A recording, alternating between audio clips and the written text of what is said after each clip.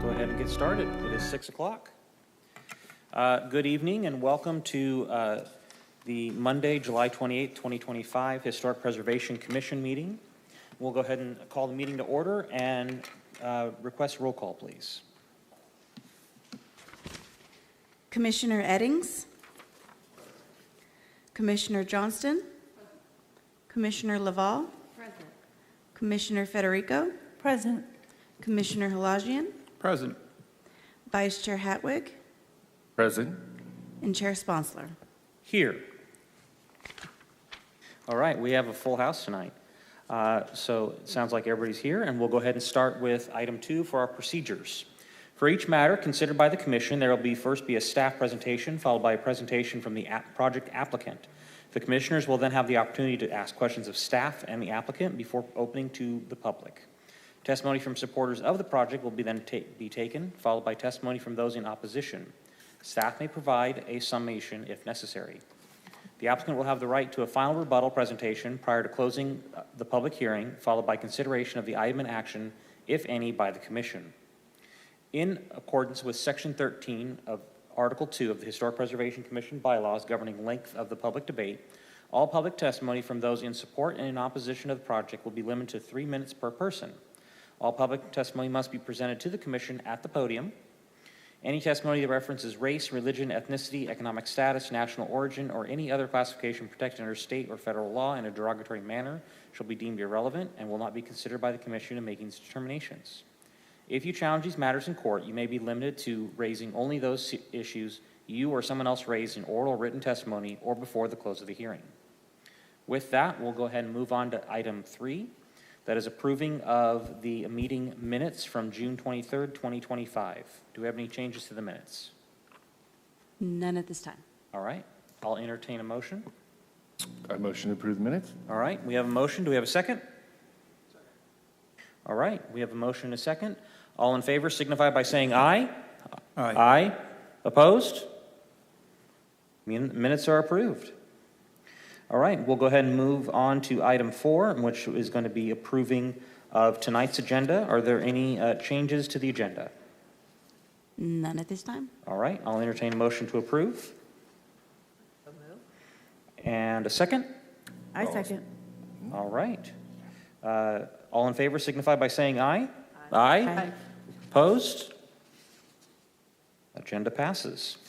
We will go ahead and move past consent and continued matters and on to commission items, which is section 7, and start with item 7A, file ID 25-1009. This is the workshop regarding the high-speed rail updates.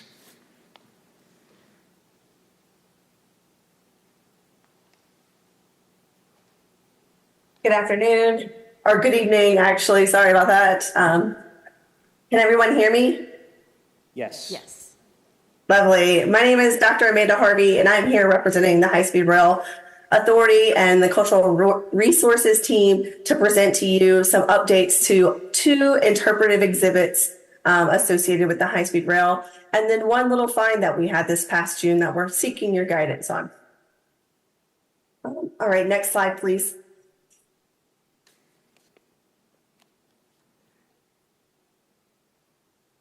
First up, after discussion with Public Works, we had some slight changes to the already approved Belmont interpretive exhibit, and it is just for the lighting. So next slide, please. Shown here in the bottom picture is the Belmont interpretive exhibit, which is going in the new Belmont Circle after the new bridge for Belmont, if you can see coming down this over the bridge here with the bottom picture. After discussions with the Public Works team for the city of Fresno, the lights circled down here in red at the bottom, these little floor lights, are not in a line with this Public Works ability to regulate them and put them into the system for the power sources. So they have suggested that that we use a type 5 lumen style light, which is just another little backlit light like this. That will provide enough light over onto the display with the removal of these floor lights There will be no impact to funding source or point of service for PG&E if we do use this Type 5 lumen here.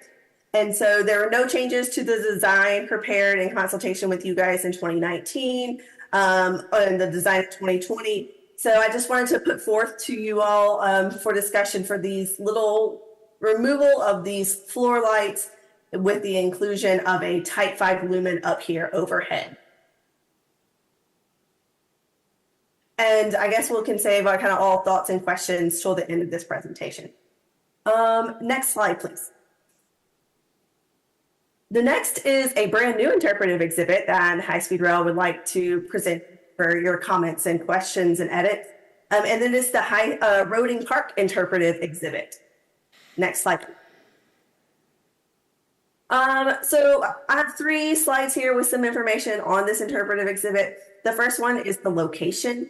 In 2022, we met with a few officials from the city and I think someone from the Historic Preservation Commission. And we walked to these 4 sites within the park and collectively selected number 1, shown here in the red circle, as the preferred location of this exhibit. Next slide.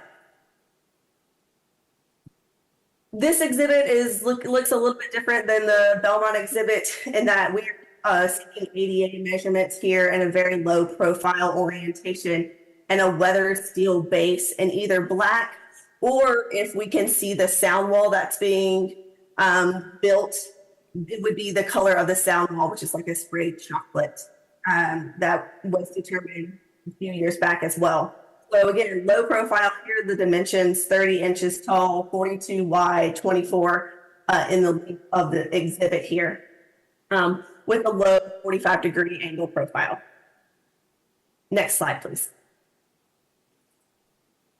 For the material on the interpretive exhibit, we got put forth the discussion of the history and the National Register of Historical Significance. We would like to identify the extant contributed resources and then have a QR code on the exhibit here for ADA resource. And the QR code is supposed to be maintained by the city of Fresno, much like the Belmont QR code. Next slide, please. This is the proposal for the actual interpretive exhibit. On the left-hand side, you have just an explanation about recreation and in the past. And then on the right-hand side, I'm sorry, that was the left-hand side of it. On the right-hand side, you have the historical significance of this particular resource. And then all throughout the photo in the middle, we have identified all the contributing resources to the actual district as a whole. Here in kind of next photo of the park would be the QR code that could be scanned. We have a couple of historical images along with some newspaper articles and stuff to supplement. Next slide, please. And then last, and kind of excitingly, back in June, we uncovered some very large lanterns in the Belmont underpass there. Next slide, please. We have exhausted all of our resources digitally and have reached out to some of the historical societies in Fresno State and a handful of other old historians in Fresno, and no one really knows too much about these gigantic. We discovered them in June. They're approximately 2 feet wide by about 4 feet tall. Person here standing on the truck next to them in the top of these kind of ornate metal structures is up to their head big. Most of them are painted red or green or faded red and green, and they do have a plug on. That's really kind of our only kind of go by. We found a milk carton associated with them, an old producer's milk carton that was specific to mid-century, so maybe 1940s to 1960s max, somewhere there. And so we're really getting ideas. Anyone know anything about these lanterns that will eventually go to the city as their city property?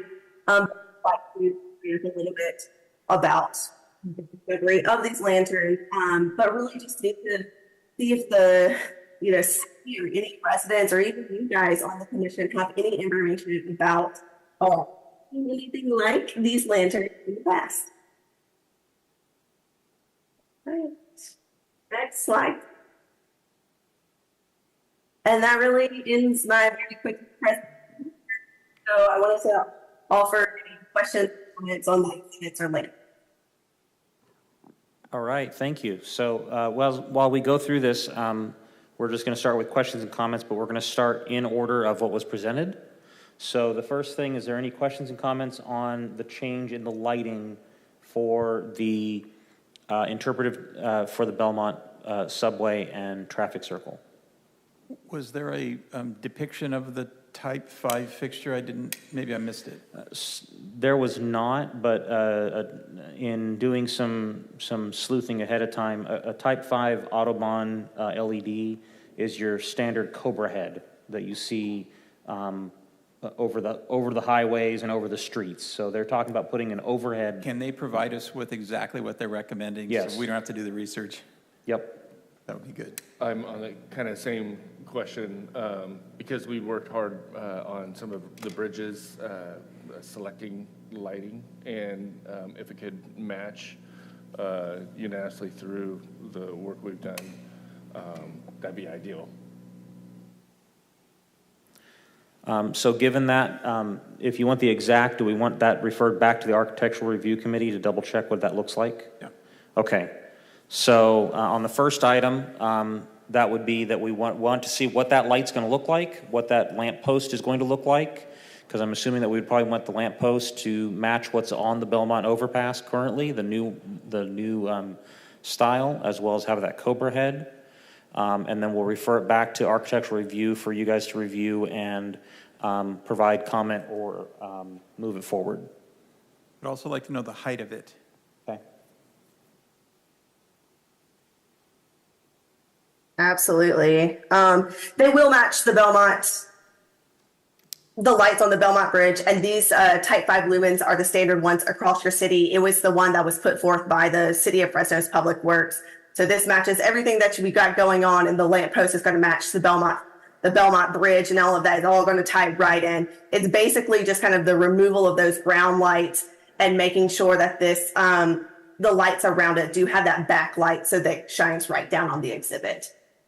So, but I'm happy to get you some of this other information and send it forward to the Architectural History Committee. All right. Any other comments or questions on the interpretive for Belmont? Okay. So we'll move on now to the Roding Park interpretive exhibit location. I have a comment. Yes. Amanda, I think you can probably hear me. This is Elizabeth, and if you are looking for high quality, good resolution images, either of newspaper headlines or of photos of early Roding Park, please contact me at the Historical Society. We have our collection and the Pop Laval collection available to you. So we'd like to get the best quality images that we could, and we have some really interesting ones that you might want to include. Thank you, Elizabeth. Okay. Any other comments on this one? They were looking for input on the location, is that correct? It looks like the location was what was selected was in November of 2022. It's supposed to be near Lake Washington, which is that big lake on the southwest corner of the park. I think they were looking for any information with regards to also the type of information that's on the interpretive sign. And then my big question comes out of a couple of things that I note. The first one being, I don't think we have this approved as a historic district, correct? That's correct. Roding Park is not a historic district. Okay. It was reviewed previously and not assigned a district, so that was going to be one of my comments. I would actually recommend for the content of the sign that the sign committee review that and come back with a recommendation at the next committee. That was kind of going to be my thought, is that we need to have the sign review committee in on this to kind of go through that documentation. So if we can set up that time and arrangement for that and meet with high-speed rail folks so we can go over what this is going to look like. All right. Any other thoughts on the Roding Park interpretive exhibit? Okay. So let's move on to the one that's interesting for the hour. That's going to be our the lanterns. So exactly how many lanterns do we have? There are 81, 82, as one's kind of like in a couple of pieces. So really 81 whole complete ones. And how many, okay, so they're, and whole complete means that they're mostly intact or completely intact? Yeah, they're what you see on the slide there, the ones where they're kind of, you can see the red and green one really well. That is a whole intact lantern. Okay. And you said they had a plug like for a light socket? Yes. Okay. So in kind of doing some initial thoughts and looking at this, there's a couple things that come to mind, and we're going to kind of open it up for discussion here shortly. But given the color and the configuration, there's a couple of styles that it lends itself to. The first one being kind of a Spanish Revival look, just given the type of filigree and things like that you see in that design, as well as the red and green being a color that's indicative of that area, which would then also lend itself to a kind of a Moorish style. We only have a handful of Moorish buildings, one of them being the City College Library, that have that type of look for them. I think the one that's got the most potential for it is, given the red and green and the ornamentation of it, is that this may have been related to Chinatown at one point. Just kind of looking at the way it was designed, the amount that you have sounds like it was a huge installation across probably multiple locations or districts of some sort. But that's kind of, we've not been able to really dig much into it, but I'm going to open it up so if anybody has any other comments with regards to these. So, Commissioner LaValle? Thank you.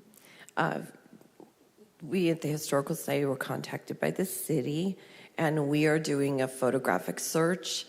It may take a minute, but we're going through a number of different locations and photos to see if we can see them with the light plug. That was something that I didn't know, so it will change my search from quite as early to a little more modern time, meaning the 30s forward, but we'll be happy to share if we find anything good.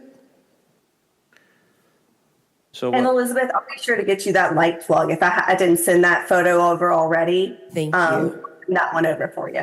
That will just be able to help us date it when it could have been installed. Yep. So Who actually owns them? So it would fall to the city, and here's the history of how that is. So when the subway and the traffic circle were built, they were owned part in joint by Southern Pacific and Caltrans. Southern Pacific only owned the actual line that went over, that holds the rail lines going over it. The rest was owned by Caltrans. When Caltrans built US 99, then Freeway 99, in the late 50s, they relinquished control of the underpass and the traffic circle to the city. So the city has owned the contents of the underpass and the underpass itself since 1957. So at any point, as long, these were stored probably post that time, but obviously, prior to construction, I would, definitely safely say, where, who did it? We have some thoughts possibly, with regards to, who may have been the original, individuals that, installed them or safely preceded them. Whoever did it, we know that they intended to preserve them, because given that second photo in the upper right, you can see there was a frame built to house those lights.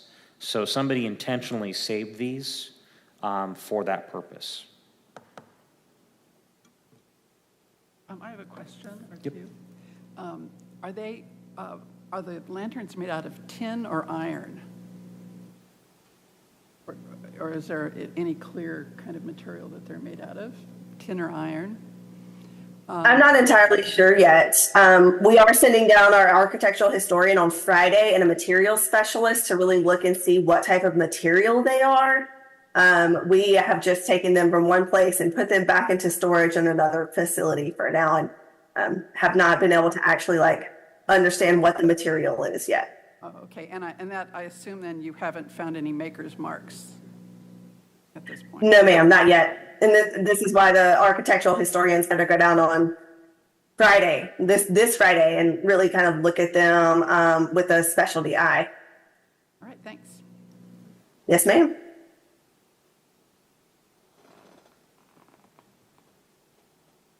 Okay.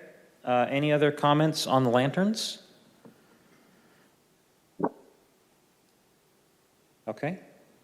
This is an item that we don't need to take out, correct? Because it's just a workshop? Correct? Okay. So we'll move on. So thank you, Dr. Harvey. I appreciate that very much.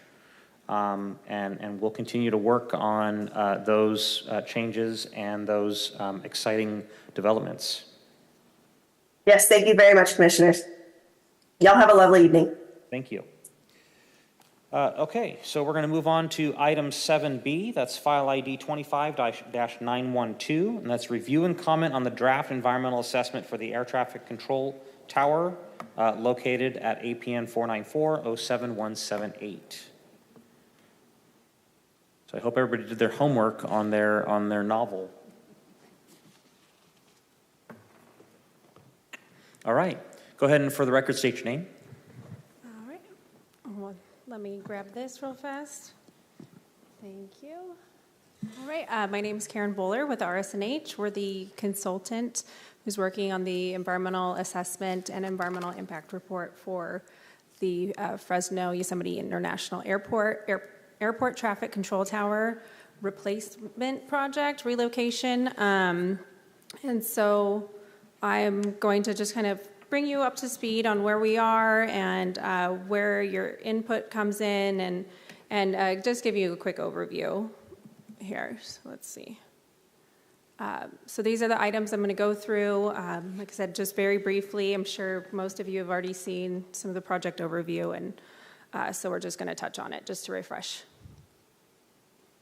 All right, the proposed project is replacing the existing air traffic control tower at Fresno Yosemite International Airport.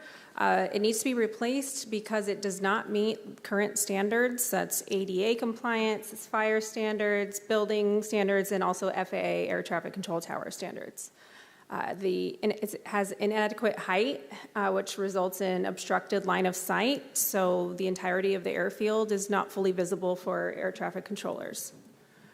This also results in operational inefficiencies because we can't see the entirety of the airfield, communication lag and errors between pilot and air traffic control tower, escalating maintenance costs. There's, for example, the elevator is so old that when it breaks down, which is pretty regularly, you have to custom order the parts because they don't make them anymore. So it takes a while, and it results in the controllers not being able to make it to the top in order to do their work. Then security deficiencies, there's no full security around the property, which is a requirement under the FAA air traffic control tower order. And so where we are with our cultural resources report was prepared last year, completed in September 2024. It looked at, it developed the area of potential effects, and that was concurred by SHPO also last year. Within that APE, multiple buildings were looked at, the existing air traffic control tower, the ARF building next to it, which is the firefighting facility, and then another airport maintenance building, and then just the general area in between for archaeological resources. Literature review was conducted, as well as site visits. So it was determined that the only building eligible or only resource eligible for listing in the National Register of Historic Places was the existing air traffic control tower, and that was under criterion C as a highly intact representative of the international style of architecture as it relates to air traffic control tower. And it was the work of master architect Alan Liu, who has local significance as well. And so because of that, it was determined that if the demolition of the building were to occur, there would be an adverse effect under Section 106. And so in the environmental assessment, we looked at a total of 7 alternatives. Some of these alternatives also include options within there on how to deal with the existing air traffic control tower. There's 3 alternatives or options that were looked at as a way to determine if there was an option to keep the air traffic control tower standing in some sort of form. That was just looking at rehabilitating the existing air traffic control tower for continued use as an air traffic control tower at the airport. And then the next one was building the new air traffic control tower, but keeping the tower in place almost like a relic, just to limit the amount of improvements that would need to be conducted.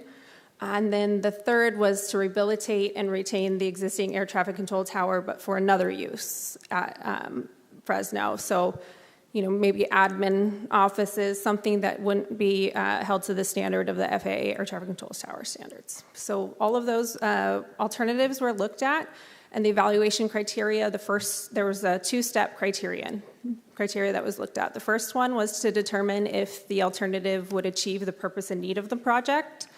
And then the second, if it met that step, then it went and looked at the feasibility to implement. And that looked at technicality and economics as well. So, all those efforts. And within the EA, it goes into further detail on what those established criteria are.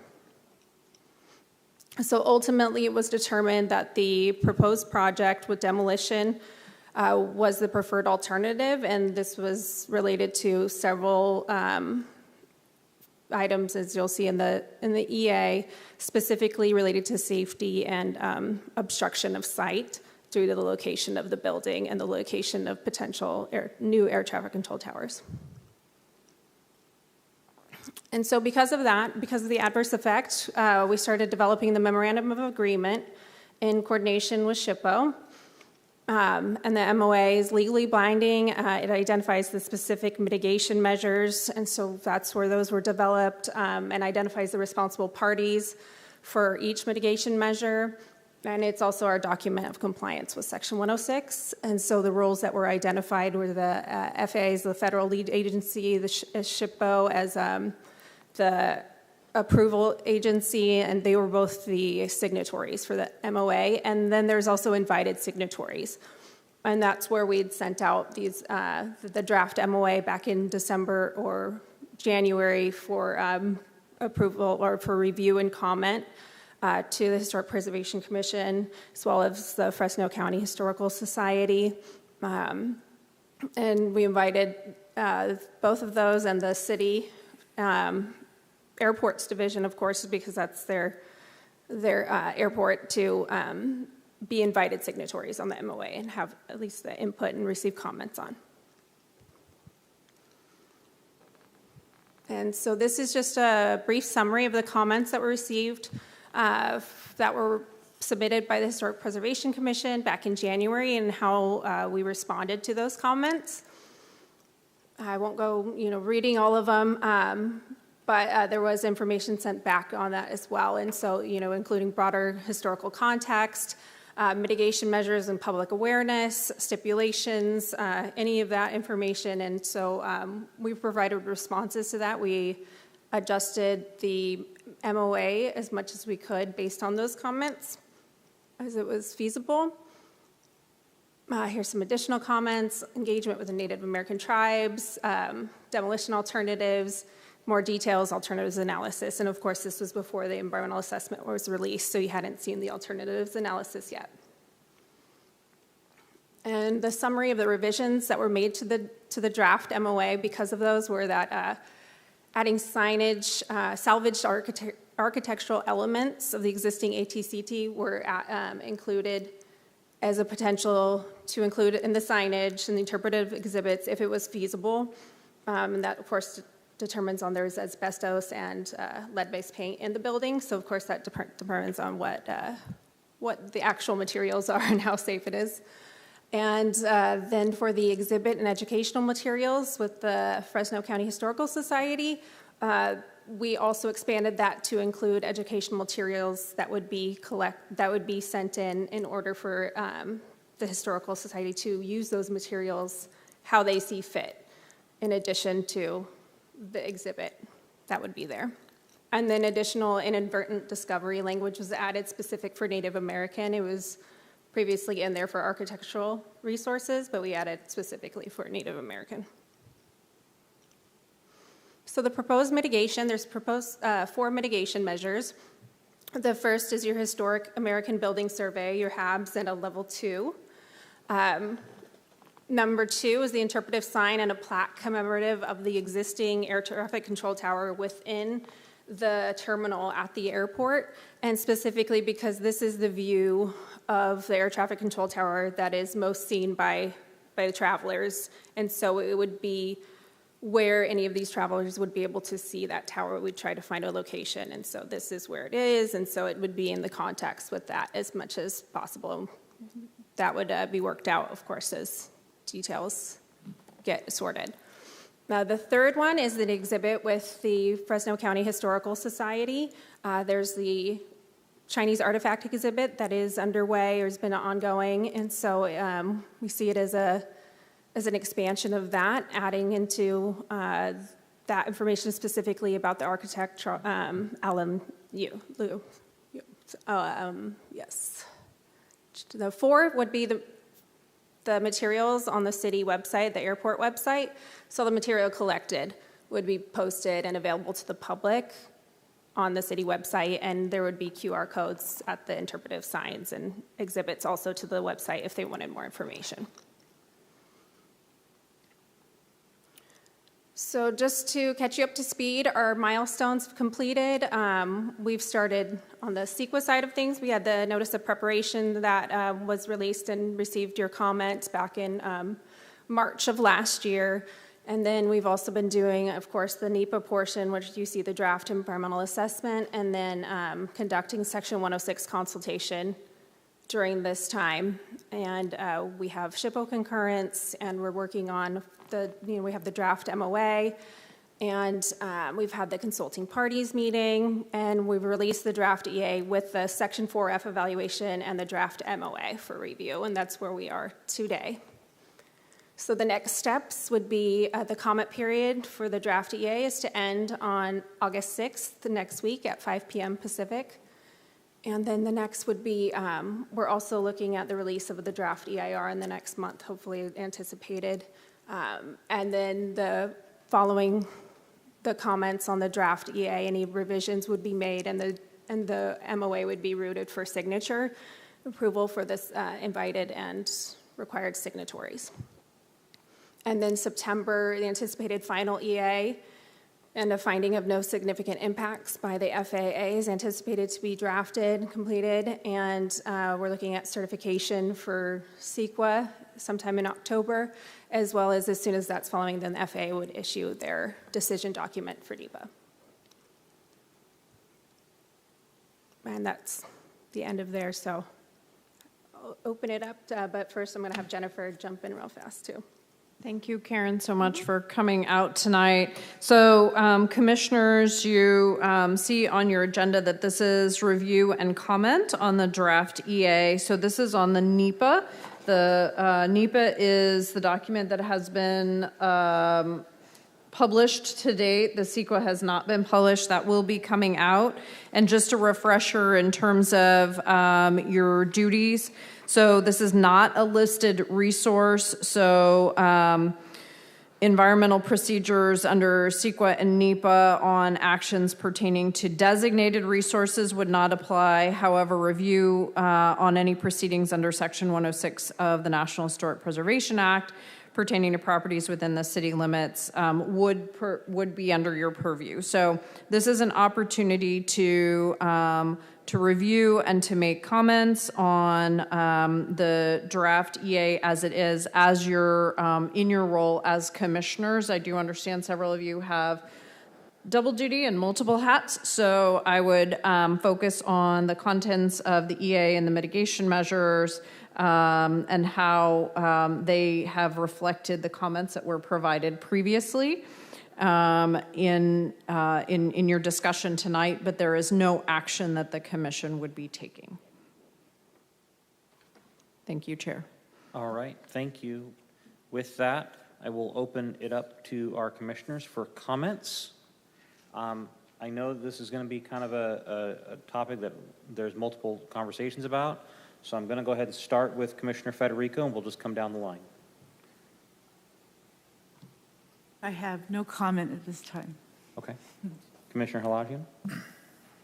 My only comment is this is a fantastic piece of mid-century modern architecture, and I don't see that demolition is a really good thing for the city of Fresno. Maybe it works for the airport's function, but it seems to me that as a default option to demolish this part of our history is really ill-founded, and I would just request that additional work be done to see if there is an alternative that could preserve that building, not necessarily as a air traffic control tower, but something that could maintain the rich history of our city and not lose this great artifact. All right, thank you. Commissioner Laval? I am on the record agreeing with Commissioner Hlajian about the undesirability of demolition as a commissioner. That is not changed. My opinion has not changed on that. All right. I'm going to skip over Vice Chair and go to Commissioner Johnston. I have a question and a comment. There were 7 alternatives considered. Which one was selected? Specifically, I The missed selected that. one was replacement of the existing tower. It's within about the parking lot, about 250 feet south Does it have of a the number? existing. Is it- It was alternative, oh gosh, I think it was was it the first one? Yeah, first one. Because there were 7, and I was, yeah, so we're, Like, I've had 30 days to put that down for a okay, minute. so alternative 1 is the selected alternative, and Mm-hmm. SHPO's already concurred. They don't concur with the alternative, they're concurring with the the APE, the finding of effect, and the mitigation measures. So they've already agreed with the FOE. Correct. Okay, and so my comment is that I am with Commissioners Hlajian and Laval in agreeing that this, I think we need to do more effort in doing adaptive reuse of the building and to try to avoid demolition, if at all possible. All right. Commissioner Eddings?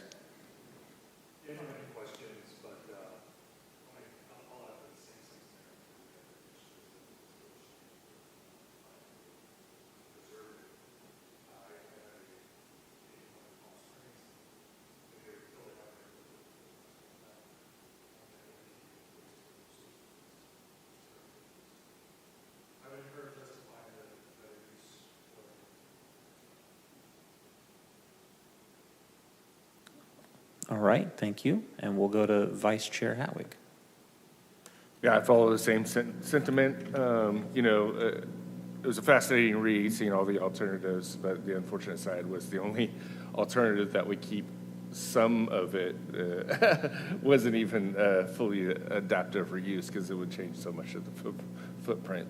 And all the other alternatives in order to comply with all the FFA and rules, visibility included demoing the existing tower. So there hasn't been an alternative yet really proposed that keeps both and checks all of the boxes of clearance and safety and approval. So I do, like you all, encourage what other thoughts can be out there on kind of keeping it adaptive reuse for a restaurant or offices or something like many of the other airports have done to their old towers across the nation.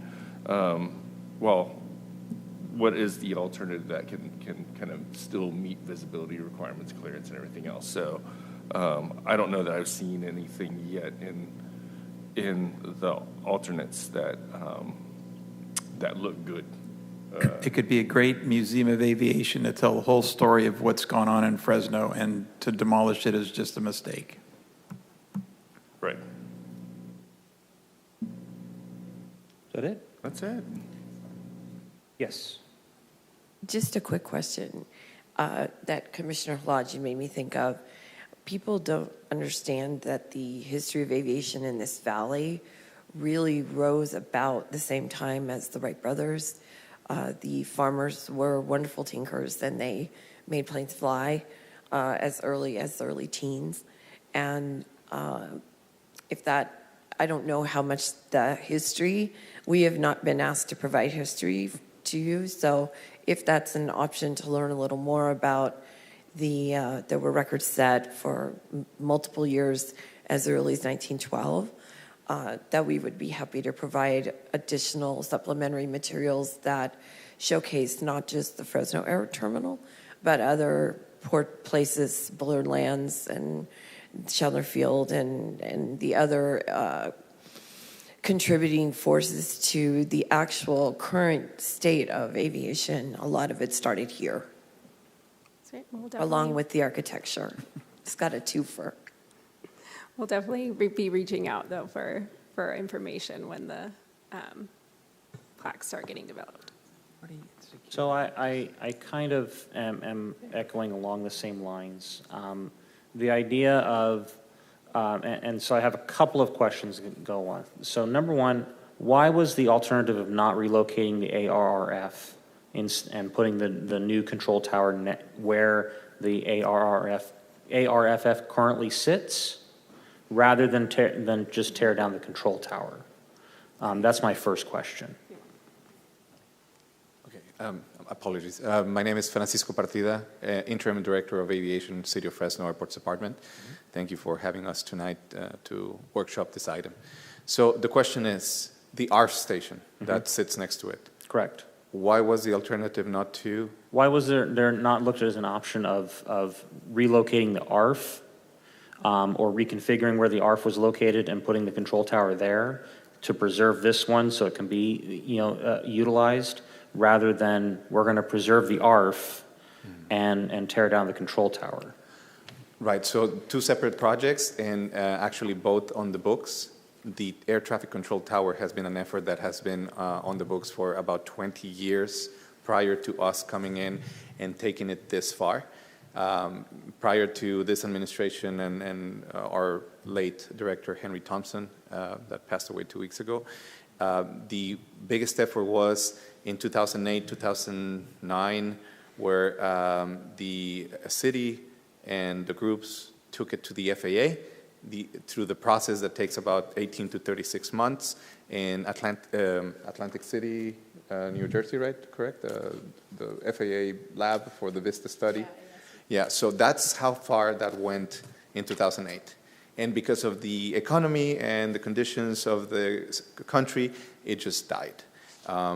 Meanwhile, the existing tower, as beautiful as it is, as significant as it is, continued to deteriorate and fall behind in modernization efforts and code and requirements.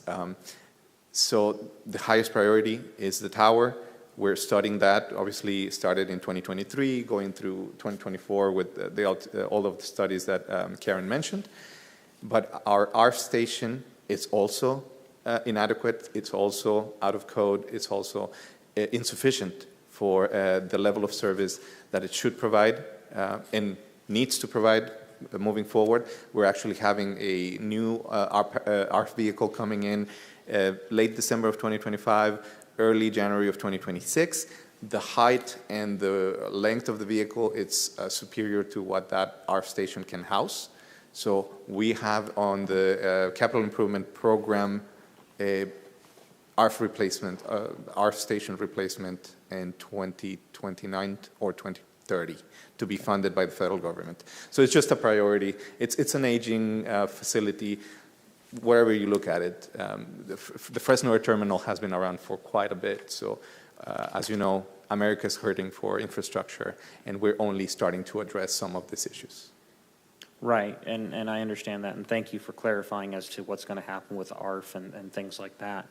I guess maybe the option that we're looking at as a commission is, our concept is, it would be a great asset. Now, we know it's antiquated for air traffic control. We know it's antiquated for the use that you need it as today.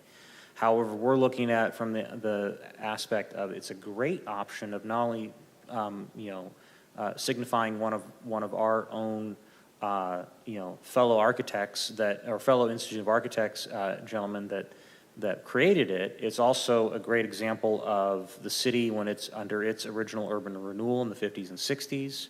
It's also a great way to tell the story, like they were talking about aviation in the valley, because not only do we have the airport, do we have our airport, we have its predecessor of Hammer Field, we have Eagle Field, which was also an Army air base. We also have Lemoore Naval Air Station that's been here. We have, multiple things, and then the Chandler Airfield as well. It's a great place to be able to kind of house those kinds of things or look at those things, because oftentimes, the things that we hear a lot of times, and this is not picking on you guys, but when we get Section 106 or we get these, demolition plans, the selection is, okay, well, we're just going to relocate the stuff to the fairgrounds, or we're going to relocate it to the Historic Society. And that's great because we're preserving those pieces of items. The concern that we have is, and I think you would agree that the airport is our door for the outside community coming into Fresno. It's our front door. And just like at your front door, you have pictures of your family, you have that family history there.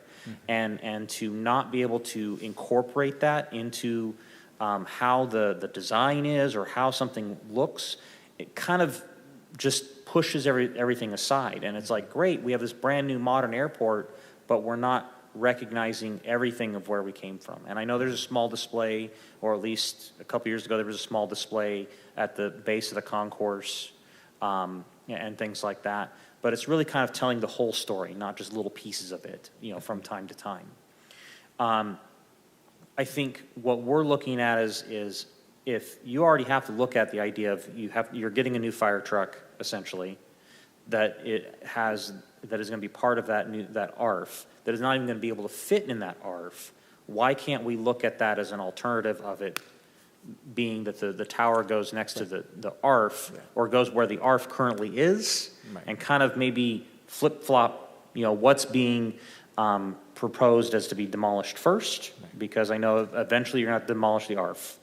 So, looking at demolishing the ARF, building a new ARF, and then putting the air traffic control tower in, something along those lines. Yeah, and thank you. And I completely understand where the commission is coming from and the passion that each one of you have for historical significance and overall the history of aviation. The aviation bug bit me when I was probably before 5 years old, and that's why I'm in aviation and airports. I was actually a pilot before turning to the dark side into management. But to address the comment is, if you look at the draft DA in its entirety, there's a whole section in purpose and needs and the objective of the project, right? And like Director Clark had mentioned at one of our past meetings, the purpose is, or one of the alternatives is no project, right? And we can't go down that path. Unfortunately, the process that dictates how the towers are sited, located, the new requirements of safety, security, operations dictate that this building, no matter, this is the best location, right? The existing tower exists there for a reason. It was the best location back in the 60s. The new tower will exist in the same area because it is the best location. So even if we try to preserve it in place and repurpose the building, it's just like, was it a chairman or vice chairman, it's an alternative. It doesn't check all the boxes, unfortunately, of maintaining the building and repurposing it. Because now we have both the siding requirement that the new tower will not be able to meet because of the previous building, and then the security requirements would then, we would maintain the shell of a building and still have to keep it up and make it look nice and not allow it to go into decay, but we will not be able to allow public or another purpose, a restaurant, administrative offices, because it will not meet the requirements of the FAA or the TSA security requirements. Can I ask a question? Oh, sorry, go ahead. If the design problem that you were presented was find a location for a new control tower and figure out how to repurpose this, is there a solution to that? Or are you saying there is no solution? There's one solution to this problem? So additional alternatives were looked at. These 7 alternatives that are in the EA came about through I a long... understand the other Right. alternatives. My question Right. is, if your design problem was maintain that air control, maintain that, it doesn't have to function as an air control tower. If that was part of Right. the assumed assignment to begin with, is there a solution? Or are you saying there is no solution? It was looked at, and because of the location on the airfield and the location, even if the ARF were to be the location of of a new air traffic control tower, because of FAA requirements, that whole area has to be secure, and the public cannot have access to it. And that location is too close, and it's on the, like I said, it's on the airfield, and so the security. Can the control tower go someplace else that is not in this proximate area? Or this is the Oh, only... it was looked across the airfield. The Section 4F document will have additional, even further back alternatives that were looked at. And you'll see there are locations all across the airfield that were looked at tearing down FBO buildings, everything like that. And because of the views, because of siting requirements, these 7 were the alternatives that were further developed and ended up in the EA. So if this was the Washington Monument, could you find another location for an air traffic control tower and still make the FAA happy? I don't believe so. The FAA So we'd have to said tear that this down is the Washington security. Monument. Yeah, it's security is all theirs is focused on, is safety and security. Yeah. The whole Aftil Vista study looks at the whole airfield, the 1,700 acres that Fresno Air Terminal sits on. And it goes through a process, modeling, requirements, infrastructure available, roads available, et cetera. And so from 40, or they went down to 27 or 20 documented. Then we went to 13. There was a point where we had 13A, 13B, 13C, because they were just a few feet difference between the center of the building. But all of that was considered. And 7 alternatives rose to the occasion to be fully evaluated, because the other ones, once you go down the checklist, meets the needs and purpose, the objective requirements, then it's kind of like you start eliminating by, I'm English as a second language, my apologies. Sometimes I lose the right word.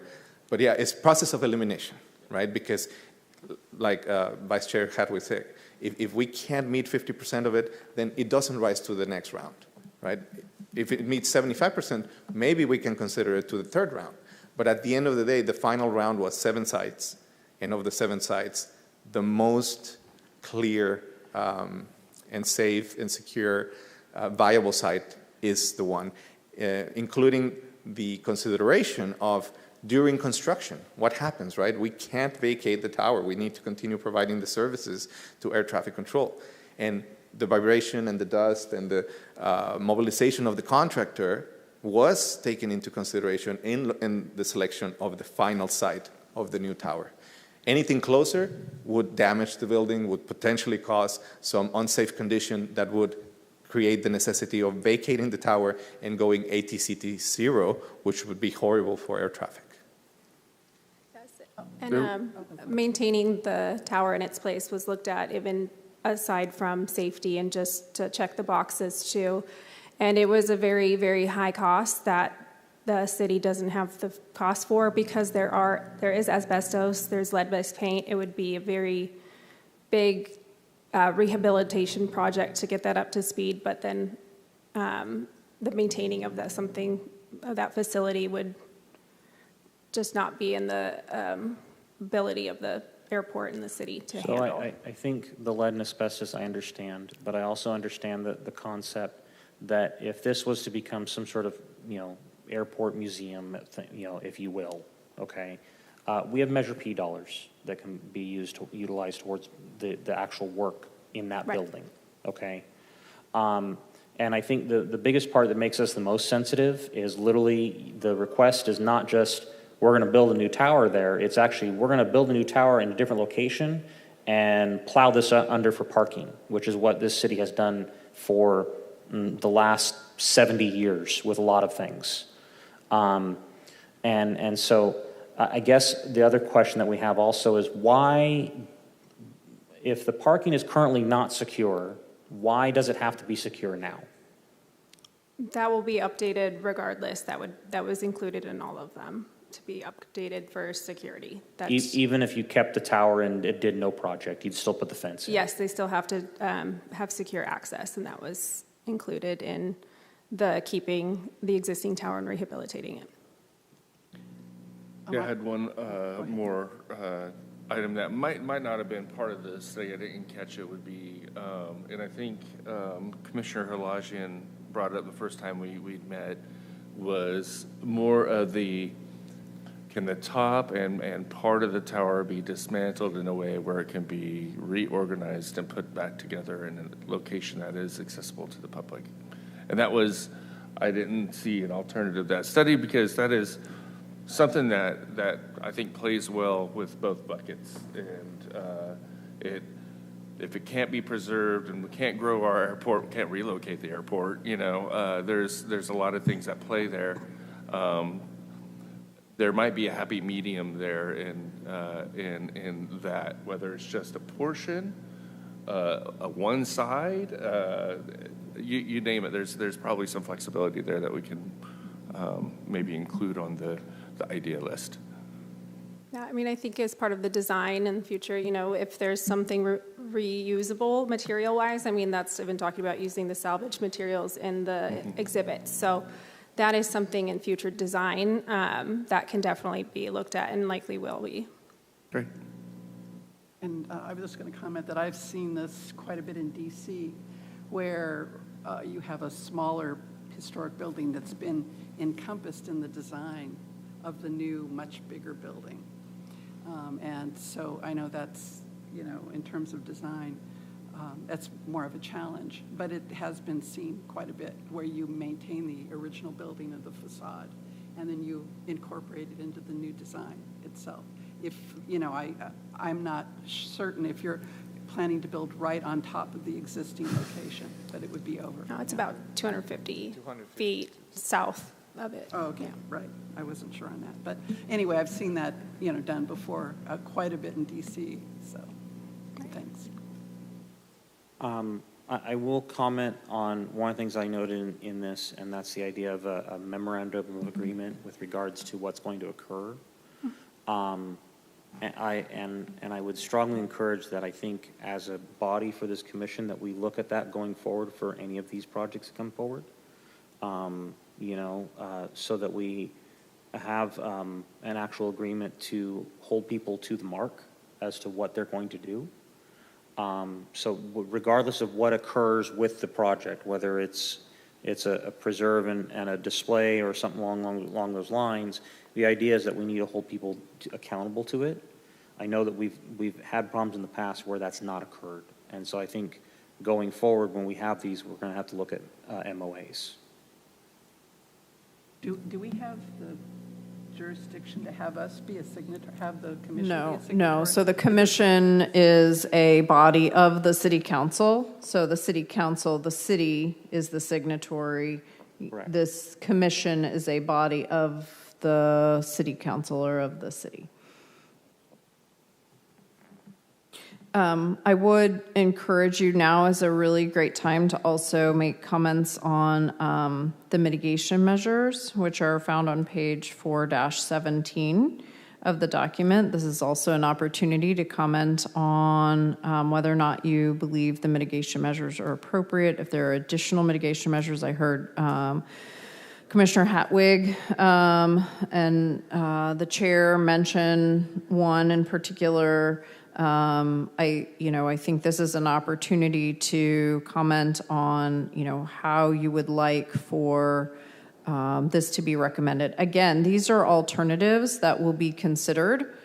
The FAA could come back and say, we prefer alternative 2, right? So again, these are all alternatives that have been considered and are being submitted with all of these comments for discussion and for deliberation for determination. So just because it's the preferred alternative doesn't necessarily mean that's the one that gets selected by the FAA. So this is an opportunity to provide not just on the alternatives comments, but also on the mitigation measures as well. Correct. And then all comments will be addressed in the final as well. So the FAA will provide responses. Okay. So do we have any formal comments that we would submitted for this? Can we request another study? Can we request another option? Or that ship has sailed? You can put the request in the comments. My request would be, could you analyze as if it is a immovable artifact, it cannot move, is there another location? It's the assumption, it seems, I don't want to speak about things I don't know about, but so excuse me if I do, but it seems to me the assumption is you had somewhat of a blank slate. If one of the mandates for the designers was this cannot move, is there a solution? And I don't know if that was vetted. I'd like to see if there is a solution, assuming this cannot move.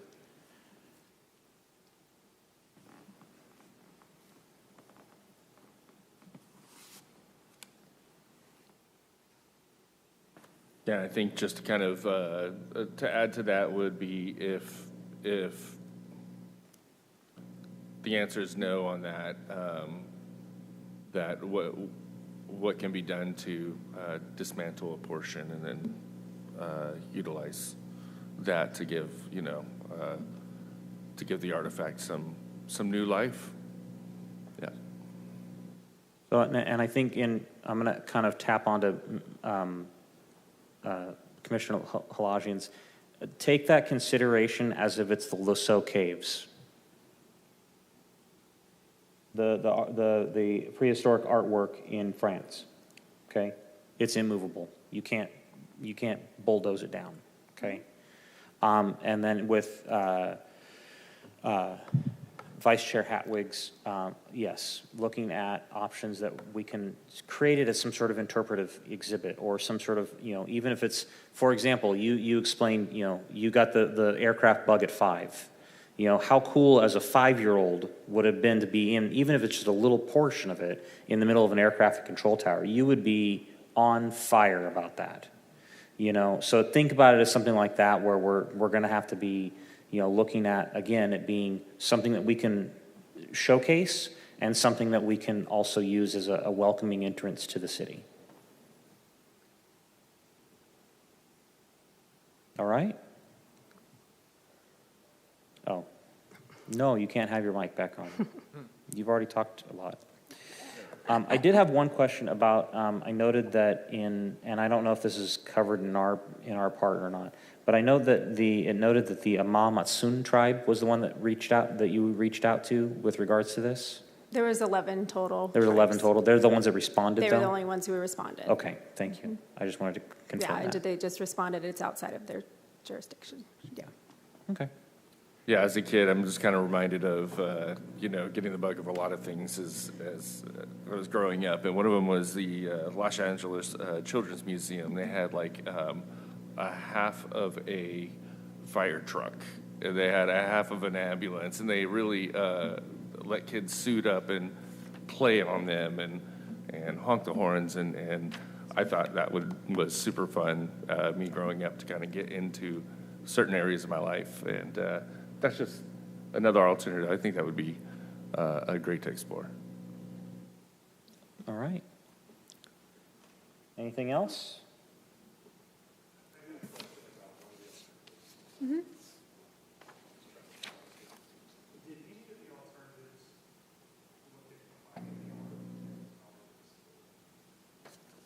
No, there are certain standards with keeping those buildings separate per the FAA guidelines. Yeah, Okay. again, this is the FAA Air Traffic Control Tower is for the air traffic controllers. They're federal employees. They have so many different requirements. The airport rescue and firefighting team, it can be in-house public safety officers, operations officers, or it can be like it is right now. The services are provided by the Fresno Fire Department firefighters that are certified in ARF. So those two things don't rise to the same level of clearance and operational requirements.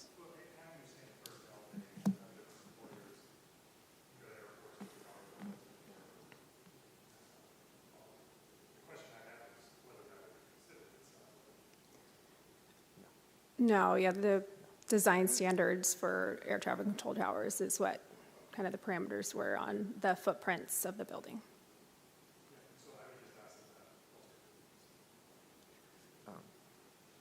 And we can definitely incorporate that as a comment, but again, the FAA as the leading agency responds to our needs and purpose and the objective of the project with a requirements document that they say, okay, if you're going to move forward with designing and building a new tower, you have to stay within these lines. So it's pretty hard to incorporate anything else outside that document.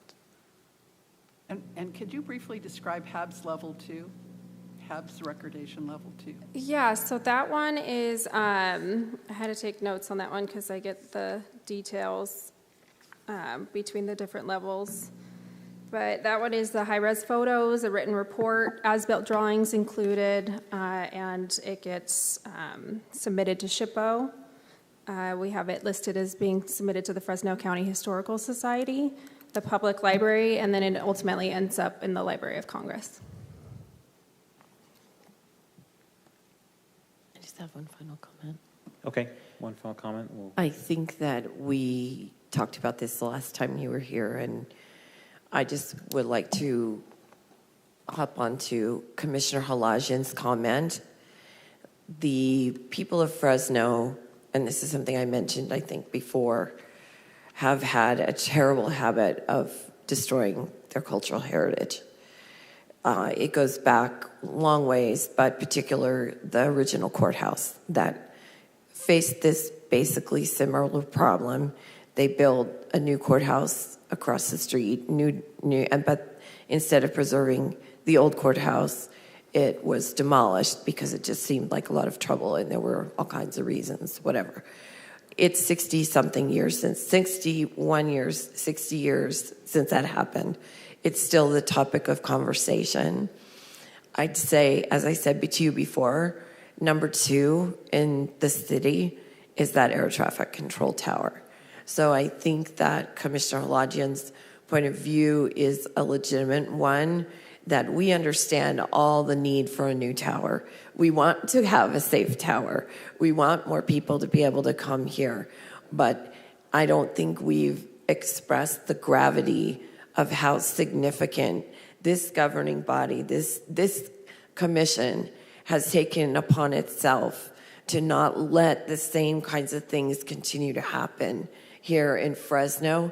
And that's why, though we understand every one of your ideas and why, we're looking for another option. And it's a cultural heritage. It comes from traditionally ostracized community. Alan Liu was the first Chinese architect from Chinatown that's renowned. There are so many tenants that whatever it needs to be in the future, that we are looking for any alternative other than demolishing. One last piece of minutia. the exterior of the main concourse, Alan Liu design. There's a mosaic on the facade, Alan Liu. When they renovated the interior, the exterior remains intact. That's how important that building is. To take the air traffic control tower away from that complex would be like cutting off a limb. It's not right. It's just not right. So. Okay. All right. This is just a review and comment, so this does not need to go out to public. Thank you all for your time and having us here. Thank you. All right, we're going to move on to our monthly update regarding the Garcia Brewer Adobe.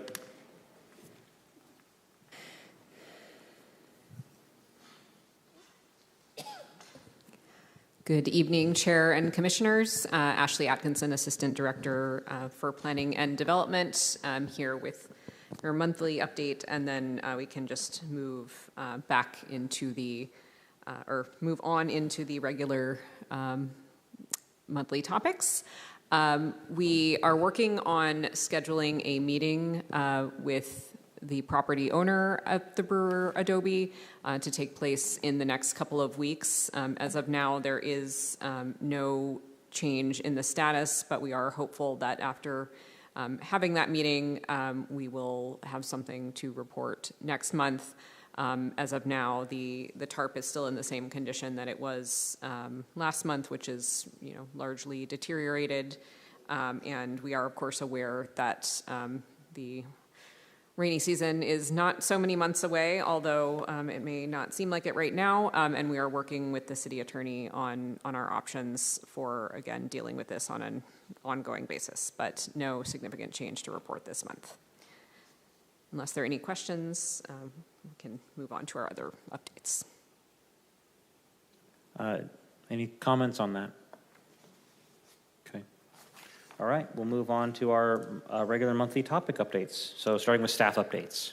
Okay. So a few things I wanted to share with you this month. First is our regular monthly report on in and out of the different types of work that we are completing. As you all know, we are still without a specialist, so this work is being completed by our team of architects and others with a lot of support from Janice. So we did complete, as you'll see, a large number of, we did receive a large number of planning entitlements in June compared to May. We are working on completing those. We are reviewing all of those for significance of people and events in addition to architectural significance. Same thing with building permits, especially when we get a request for demolition. Those are largely things like garages or small single-family homes, and from time to time something larger, but we are reviewing all of those against all three of those criteria.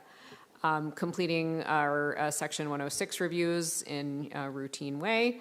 No new Mills applications, Mills Act applications received, but we do have several that were received in the spring that Janice is working on scheduling site visits for the next month or so. We have, I think, most of them scheduled and are just pending one, so looking forward to moving forward on those.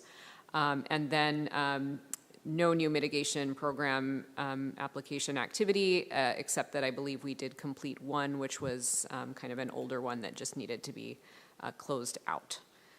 So that is it for our June 2025 report. On the topic of staff, as some of you know, we did conduct interviews last week for historic preservation specialists. We interviewed 2 candidates with thanks to Commissioner Laval and Commissioner Halajian for helping out with those interview panels.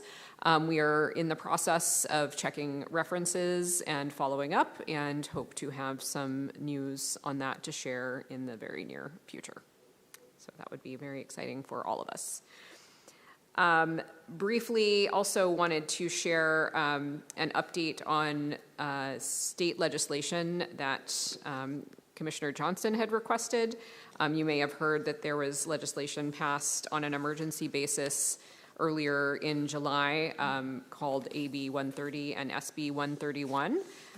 It is legislation streamlining CEQA in a new way.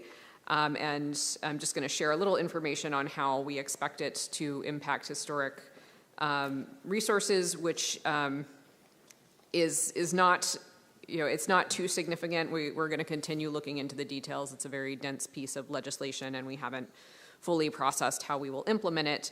But the kind of relevant piece for purposes of this meeting is the the exemption for infill residential and mixed-use projects, which was in AB 130. There are, different kinds of exemptions from CEQA in place today. As you know, historic properties are not exempt, and this new exemption kind of expands the exemptions that are offered to a site that is up to 20 acres and generally located in an urban area. There are a number of specific criteria that site and that project has to meet in order to qualify for this exemption. I wasn't planning on going into them in detail, but I did want to point out that a project is not eligible for this new exemption if it requires the demolition of a historic structure that is on a local, state, or national register. And that has to have been placed on that register before the date the application for that project was received, which is kind of normal. So, so there is no real impact to designated resources of this new legislation, but we will keep digging and make sure that we haven't missed anything and that we are processing everything appropriately when a project that qualifies for this exemption comes to us. I would also make sure that if you have things like that that occur within our historic districts, because that's also part of what could potentially be an exemption that they could go ahead and build within that district.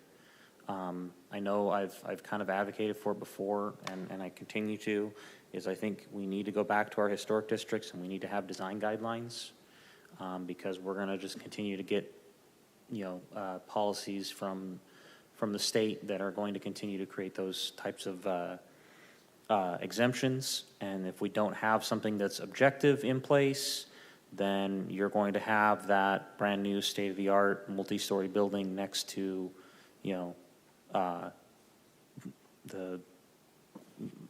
a lot of our historic properties. We will. And I appreciate that. I'll jump in. So the exceptions to the exemption still apply, and the exceptions for historic resources, a categorical exemption shall not be used for a project which may cause a substantial adverse change in the significance of a historical resource.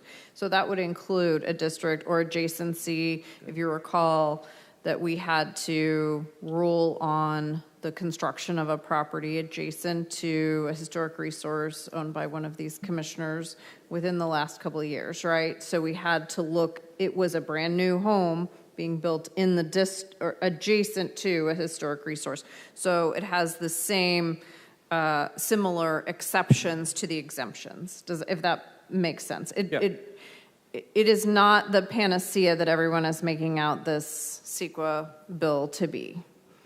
No, and I got that. It was just more of a, I know that, one thing that we've also talked about before is the fact that, we're having to lean more and more towards design guidelines and more into that objective, yes, no, doesn't meet these criteria, versus it being subjective. And a lot of the things that we come in contact with when it comes to looking at how a home is being designed or how things are being put together, on a historic property, that, a lot of times it can be subjective. So I wanted to make sure that we start heading in that direction. But I thank you very much. Oh, also, I have the question about, I think I heard you say something about it has to have already been listed. You're talking about for CEQA purposes, is that correct? Because under the National Historic Preservation Act, just its potential eligibility is enough to protect it. So do we need to rush out and start making sure our districts, our proposed districts and eligible CEQA historic properties are protected and listed, physically listed.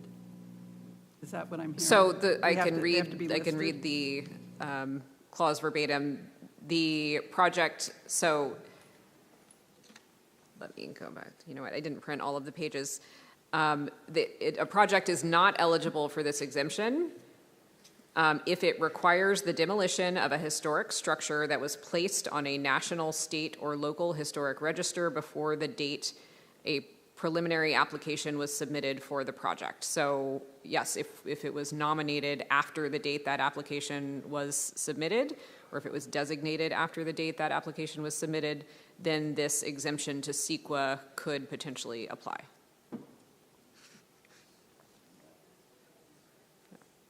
All right. Moving on, any other staff updates? I do have one. Commissioners, as you know, September 30th is the end of our reporting year for our CLG status.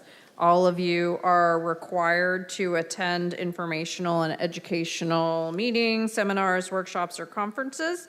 And so we will be probably at the beginning of September, end of August, beginning of September, asking for, what you did in the last 12 months. And if you forgot or you're really excited about doing some more, I have something for you.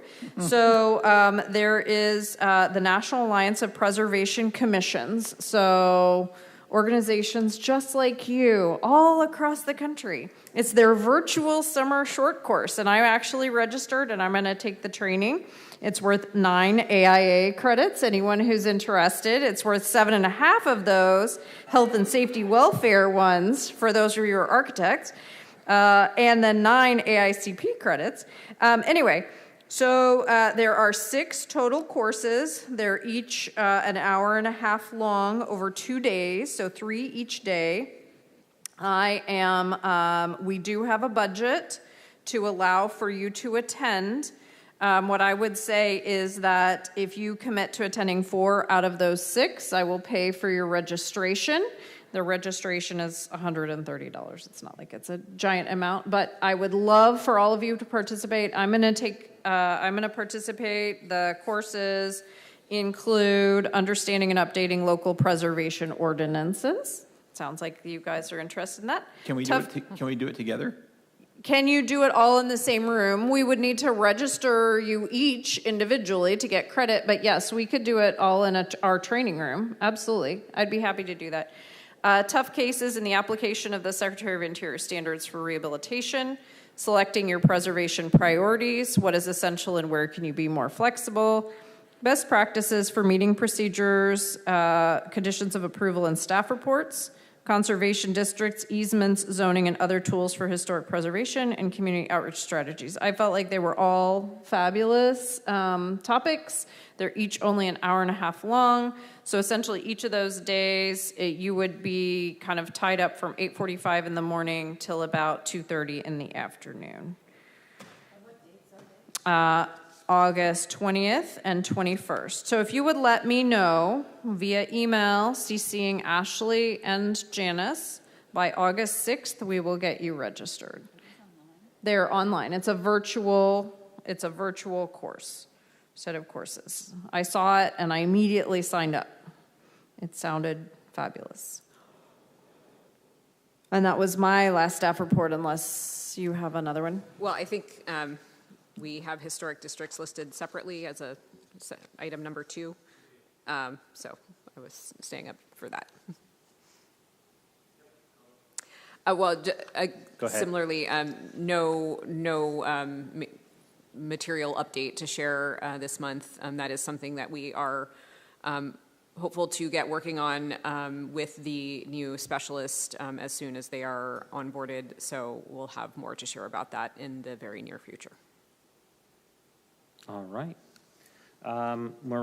Thank you. We'll move on to Architectural Review Subcommittee updates. Commissioner Johnson. We met on June 30th. It was the Architectural Review Subcommittee. and we discussed the Aaliyah House changes that was built 1915 to 1935. And we we reviewed the proposed fencing and changes to the Moses McQueen LED sign. So that's what we worked on, the Aaliyah House. All right. Economic incentive, I don't think met, correct? Economic incentive subcommittee, did they meet? Perfect.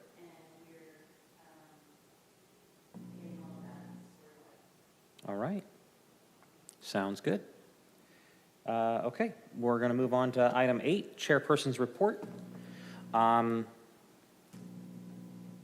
You know, I don't think I've said this out loud to everybody, but I want to say thank you so much for your guys' dedication to this effort, and I think it's critical, the work that's done here, because we are the voice of our community, and by advocating for them, it's critical that we continue to maintain that and make sure that we hold ourselves to that mark.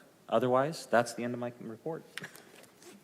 We'll move on to unscheduled items, starting with members of the commission. All right. Anything from staff? All right. Now we'll open to the general public. So if you have any items, come on forward.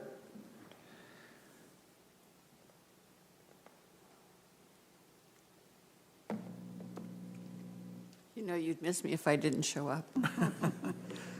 First of all, thank you all for what you're doing. It's time out of your lives, I know, and I'm short here, I am. So to just make a couple comments on things. Did everybody get, thank you. Did everybody get a newsletter? I represent Heritage Fresno. And if you look on the back, it has a schedule of events that we're sponsoring. I'm sorry we can't give you credit, but it would be worth your credit. Tuesday, tomorrow night, is the history of the Hacienda Hotels in California with Bill Sechrist, who's a local historian, very informed person. And it's at the Woodward Park Library. The program starts at 7. The refreshments are at 6. And then in August, on the 13th, the topic will be the Chandler Airport history. Both of these have PowerPoint connected to them and are well done. I've seen both of them before. And then in October the 11th, there is a Sierra Sky Park fly-in, and it's really interesting that Sky Park is an interesting place. The first residential place with hangars for garages. They park their plane in the hangar at their house. And then they have ancient cars, and they have lots of activities for kids. So it's a great event as well. And if you're not already a member, there's a membership thing in here. We'll keep you informed on what's happening in preservation in Fresno. Okay.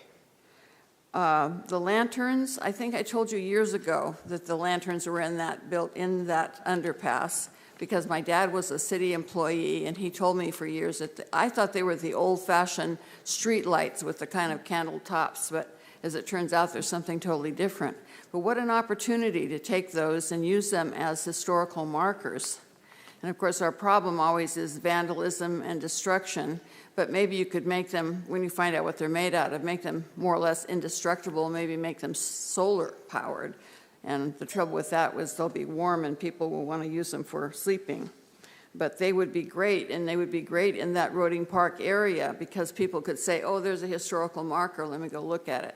The problem is, don't make them bronze, because when they're bronze, they think it's copper and they steal them. So that's an issue always. And all these photos, the Pop Laval, to keep those somewhere, especially on the historic month, to have that open. And wouldn't it be wonderful if that aviation tower was used, the bottom floor, as a museum? So when your plane got canceled, which happens to us all the time, you could walk over there and take a look at the history of aviation in Fresno. And like the Maisie Flying School, and there's all kinds of other stuff around here that nobody knows about or who they are or what they did, would be great as well. And I hope I see you all tomorrow night. Thank you. I'll let you go home. Thank you. All right. So our next meeting is going to be August 25th And with that, I'll entertain a motion for adjournment. I so move. All right, I have a motion and a second. Second. All right, we stand adjourned at 7:30.